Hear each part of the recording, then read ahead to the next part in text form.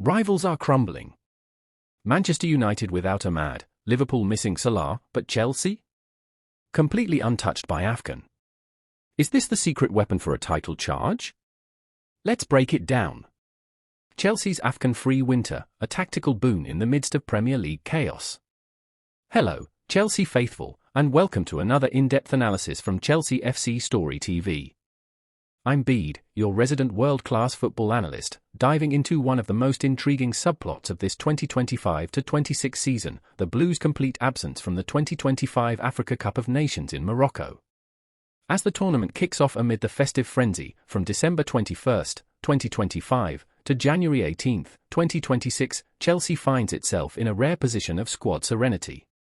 No first-team departures, no mid-season disruptions. But is this truly a cheat code for Enzo Maresca's side, or does it signal a subtle shift in the club's global footprint? Let's break it down objectively, drawing on squad dynamics, historical context, and the broader implications for both club and continent. The big picture: squad stability amid rival turmoil. In a major uplift for Chelsea's title aspirations, not a single player from the current first-team squad is jetting off to Morocco. This stands in stark contrast to the headaches plaguing other Premier League heavyweights. Manchester United, for instance, will miss the explosive flair of Amad Diallo with Ivory Coast, while Manchester City's defensive options thin out without Ryan Aït-Nouri representing Algeria. Even Liverpool's attack takes a hit with Mohamed Salah leading Egypt's charge. Chelsea, alongside Arsenal and Newcastle, emerges as one of the elite few untouched by the call-ups. This isn't just about numbers, it's a tactical windfall. The winter schedule is brutal: back-to-back fixtures, injury risks amplified by the cold, and the relentless pace of English football. Maresca can maintain his preferred formations, likely sticking to his fluid 4-2-3-1 or 3-4-2-1 setups, without forced rotations. Key assets like Cole Palmer, with his vision and goal threat, and Nicolas Jackson, wait, more on him shortly, stay fresh, avoiding the fatigue of international travel and high-stakes matches in sweltering 30-degree heat. Historically, Chelsea managers dreaded this period. Think back to the eras of Didier Drogba and Michael Essien, whose AFCON absences often derailed momentum. Today, it's a complete reversal, a pragmatic edge that could propel the Blues from top-four contenders to genuine title challengers. Digging deeper, there's hidden Chelsea connections to AFCON. That said, let's address the nuance. While the Stamford Bridge dressing room remains intact, a closer look reveals several players on Chelsea's books with ties to qualified nations. This doesn't disrupt Maresca's plans, thanks to loans and allegiance choices, but it adds layers to the narrative. Nicolas Jackson, Senegal. The Lions of Tehran are tournament favourites, but Jackson's loan spell at Bayern Munich means any heroics in Morocco won't impact Chelsea's depth. Senegal's squad focuses elsewhere, yet Jackson could still shine, a win for his development, observed from afar. David Datro Fofana, Ivory Coast. As defending champions in Group F, the Elephants boast talent, but Fofana's loan to Fatih Karagümrük keeps him off Maresca's radar. His potential contributions to Ivory Coast: a bonus for the player's confidence, without costing Chelsea a spot.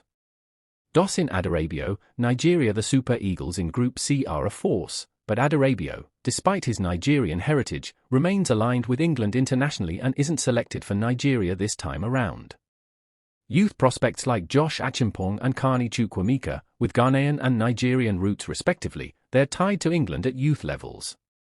Ghana's failure to qualify seals the deal, no departures here. This era of shift highlights Chelsea's evolving recruitment, a pivot toward European and South American stars like Enzo Fernandez and Moises Caicedo, reducing vulnerability to AFCON cycles. Nations like Ivory Coast, Ghana, and Nigeria, once suppliers of Chelsea legends, still qualify strongly, but the Blues' current DNA prioritizes continuity over continental representation. For clarity, here's a quick summary of these ties. Nation qualified? Chelsea player link status for 2025 AFCON. Senegal: yes, Nicolas Jackson away on loan, Bayern Munich. Ivory Coast: yes, David Datro Fofana away on loan, Fatih Karagümrük. Nigeria: yes, Dosin Adarabioyo represents England, not selected. Ghana: no, historical youth, did not qualify. Dual-edged sword, boost for Chelsea, mixed bag for AFCON. From Chelsea's lens, this is a competitive lifeline. Maresca's deep squad becomes a superpower, elite rotation keeps legs fresh, tactical drills uninterrupted, and rhythm unbroken. If the Blues string together wins in January, pundits will point to this silent engine as the differentiator. It's a far cry from past headaches, offering stability in a league where every point counts. For the tournament itself, Chelsea's absence is a subtle dent. The Blues command massive followings across Africa. Without a Stamford Bridge star, casual viewership might dip slightly, missing that Premier League glamour. Yet, it opens doors, no club-country clashes, a historical gripe, and a spotlight on emerging talents from leagues like Saudi Pro or League One.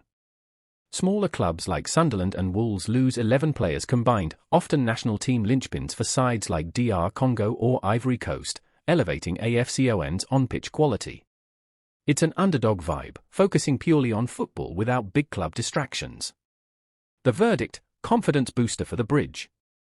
In the high-drama world of Chelsea, this AFCON exemption feels like a winter blessing. No lost momentum, no injury risks abroad, just pure focus on domestic dominance. Does it make me more confident about January's league run? Absolutely. With rivals depleted, Maresca has every tool to build an unassailable lead. But football's unpredictable. Let's see if this advantage translates on the pitch. Stay tuned to Chelsea FC Story TV for more breakdowns, and remember, the Blues story is just unfolding. What are your thoughts on this tactical twist? Drop them in the comments below.